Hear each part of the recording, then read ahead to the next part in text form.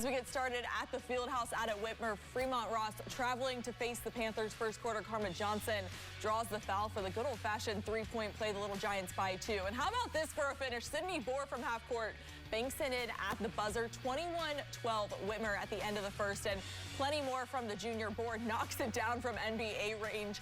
18 points in the first half. The Panthers take a 12-point lead into the locker room. Third quarter, Madison Welch, nice backdoor cut for the bucket. 34-24 Whitmer in front. Little Giants not going away though. Fourth quarter, Destiny Robinson takes it herself. Fremont cuts it to a three-point game, but who else other than Bohr hit some clutch free throws in the end. Whitmer wins it 49-46. I just knew I had to step up in this game. I've been playing well the past few games. I started off slow, but I knew I had a good feeling going in tonight, and I knew I could trust my teammates to give me the ball when I needed it, and it felt good to see the shot go in. I knew there were big shots for my team, and I just had to knock them down for my team. I always got my team on my back, so I knew I had to do it for them. I know we're really young. We started off slow, but I know we're starting to pick up the pace. And we got our tough teams at home now, so we got a good shot at the track championship. Chris Schmidbauer and Sandy Brown join us with more from the Fieldhouse. Well, stop me if you've heard this before here tonight. Whitmer, a few weeks ago on the road at Fremont Ross, they led by just 5 at the end of 3 quarters against these Little Giants. They end up losing by 7 on the road.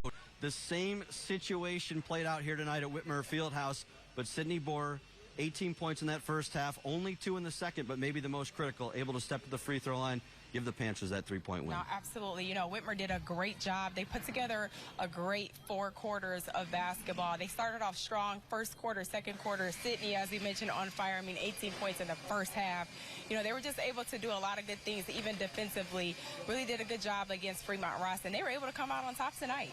As far as this track race is concerned, things really tighten up. Now, all of a sudden, Central Catholic has 2 losses up on both Whitmer and these Little Giants in the loss column. A big rematch against Fremont Ross coming up on Monday for Central Catholic, but Whitmer, I think, smack dab in the middle of the conversation. When you look at the overall record, you wouldn't think so because these Panthers have just 7 wins, but all of them come in conference play.